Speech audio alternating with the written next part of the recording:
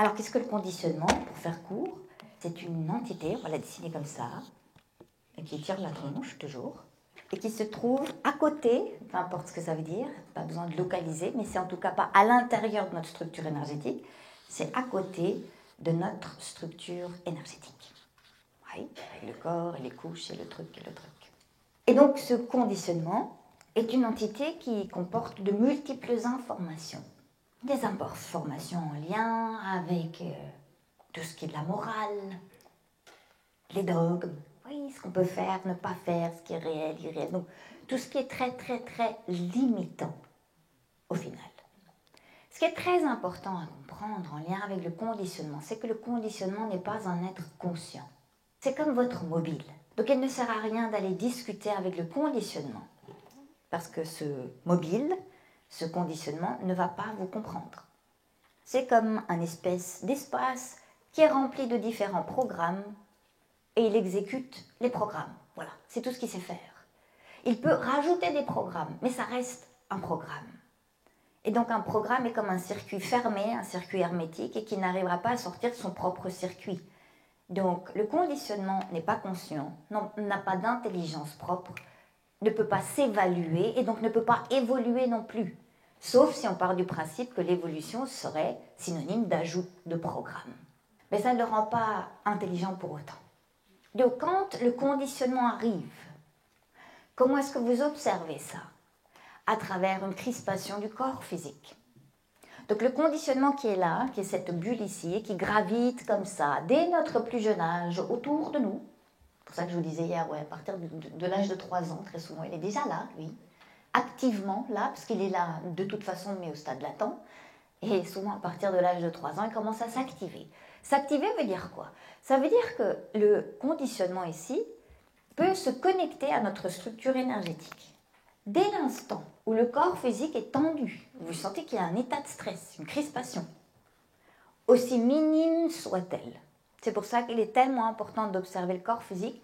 Et là, quelqu'un se référait à l'exercice en disant « mais je sentais le fin fond de mon petit orteil gauche ». Oui, c'est pour ça qu'on fait ces exercices, pour être très conscient du corps physique. Comme ça, on sent quand est-ce que lui s'approche de ce corps physique. Donc dès l'instant où il y a de la tension, ce conditionnement vient se coller, donc il vient se coller ici. Il ne peut pas entrer, fort heureusement, dans la structure énergétique, mais il vient se coller. Et qu'est-ce qu'il va faire? Il va énergétiquement se mettre en lien avec les 3 premières couches, c'est-à-dire corps, mental et émotion. Donc il crée des ponts énergétiques, si on veut définir ça de cette manière, avec ces 3 aspects, corps, mental, émotion. Et donc quand vous vous retrouvez à expérimenter la vie à travers un corps physique qui n'est pas détendu, vous pouvez partir du principe que le conditionnement colle quelque part à votre structure énergétique. Quand vous sentez que cela apparaît, c'est cette petite voix, et qui n'est pas à confondre avec le mental. Je répète, le conditionnement n'est pas le mental.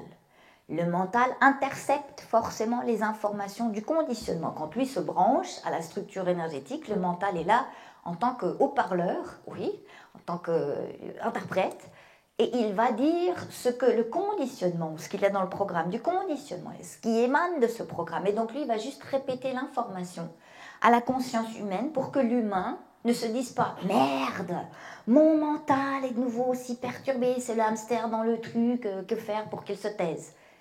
Non, mais pour que l'être humain puisse conscientiser que « Ah, attends, il y a un truc qui se passe quelque part, là, au niveau de la structure énergétique. Et pas ici. » Donc le mental est par principe un espace plutôt vide, on va dire ça comme ça pour simplifier, qui est un lac calme, très calme, à la base déjà, et qui intercepte chaque petit micro-machin qui va venir se poser sur la surface de ce lac. Et donc quand vous vous dites « mais il n'arrête pas de bavarder, mon mental », dites-vous « mais heureusement parce qu'il est là et il me transmet les informations de ce qui se produit justement. » Ou au niveau du conditionnement, en règle générale. C'est d'ailleurs de là où émanent les problèmes, la plupart des problèmes. Donc quand vous entendez cette petite voix qui vient vous casser les pieds, qui vous dit non, t'as pas le courage, t'es trop fatigué, va pas faire du sport, ceci, t'es pas capable, t'as pas développé ta confiance, t'y arriveras jamais, tes perceptions intrasensorielles sont pourries de toute façon, j'en sais rien. Quand vous entendez cela, s'il vous plaît, ne parlez pas à l'entité, parce que vous allez perdre de l'énergie. Mais il n'attend que ça, lui. Il attend une interaction. Parce que si vous commencez à lui parler, lui prend de l'énergie. On est de toute façon dans cette dimension-ci, mais dans tous les autres étages aussi, dans des jeux de pouvoir. Celui qui a le plus de pouvoir est ce qui domine. Donc, on est ici dans cette dualité aussi. Donc, plus vous allez parler au conditionnement en essayant de lui expliquer des choses que lui ne peut pas comprendre, puisqu'il n'est pas intelligent, pas conscient, qu'il ne veut pas s'évaluer, et donc évoluer, plus vous allez perdre de l'énergie. Et très souvent, les gens me disent, oui, mais je parle avec mon mental parce qu'ils le confondent avec le conditionnel. Je lui fais faire de la méditation pour qu'il se taise. Attention, je ne suis pas en train de dire qu'on ne peut pas faire de méditation. Faire ça, c'est faire de la méditation aussi, de toute façon. Mais cette confusion est telle qu'il y a après, à cause de cette identification qui se donne d'emblée, quand on tombe, c'est toi qui as mal, quand tu penses, c'est ta pensée, quand tu ressens, c'est ton émotion, de toute façon.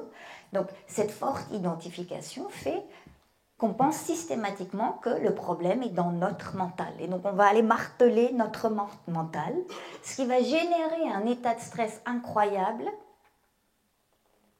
et rendre l'intestin encore plus poreux et encore plus déséquilibré, etc. Fuite d'énergie. Et donc, l'énergie s'amenuise au niveau de ma structure énergétique et le conditionnement gagne en pouvoir. Donc, c'est le jeu qui se donne ici, dans le plan humain, qui est, on essaye d'amenuiser l'énergie de la structure énergétique, de sorte à ce que le conditionnement collectif, parce que c'est du conditionnement collectif par extension, puisse mieux interférer sur cette partie humaine surtout.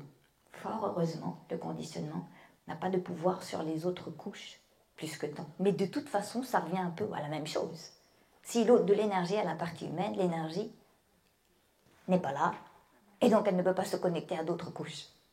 Donc il est tellement important de juste peut-être remettre les choses un peu en place. Et à partir de maintenant, observer, ok, est-ce que je vais mettre de l'énergie là-dedans ou pas? Ne plus confondre le mental avec le conditionnement, je le répète à chaque fois, je sais que vous l'avez déjà entendu, mais je le redis parce que c'est tellement ancré dans le conditionnement justement que j'entends tout le temps me dire mon mental est perturbé, etc., alors que ce n'est pas lui. Et si je vais pointer du doigt un problème qui est interne et que je suis dans l'identification, le double problème dans l'histoire, c'est que fait le conditionnement. Il va dire le problème est là, qu'est-ce qu'il faut faire? Il faut lutter contre le problème. Donc je me mets en état de lutte, je crée une guerre interne, oui, entre moi-même et mon mental. Ce qui génère encore plus de fuite d'énergie, ce qui va rendre l'intestin encore plus poreux, ce qui va me rendre encore plus hypersensible. Et on veut de l'hypersensibilité. L'objectif, c'est de trouer un grand maximum la dernière couche, la structure énergétique de toutes les entités ici. Parce que c'est à travers ces trous que de l'information peut être immiscée, de manière très sournoise. Lui est très sournois. Il n'est pas arrivé à l'âge de 3 ans, ah, je suis là, je vais te pourrir la vie. Non. Non. Sinon, vous seriez tout à fait conscient, non? Et vous le verriez là à l'extérieur, le truc ici. Oui. C'est quelque chose qui se donne de manière très sournoise. Et donc, plus vous allez faire vos exercices pour augmenter l'énergie au niveau du corps physique, plus il est détendu, plus il a de la puissance, moins il est possible pour le conditionnement de venir se coller à votre structure énergétique.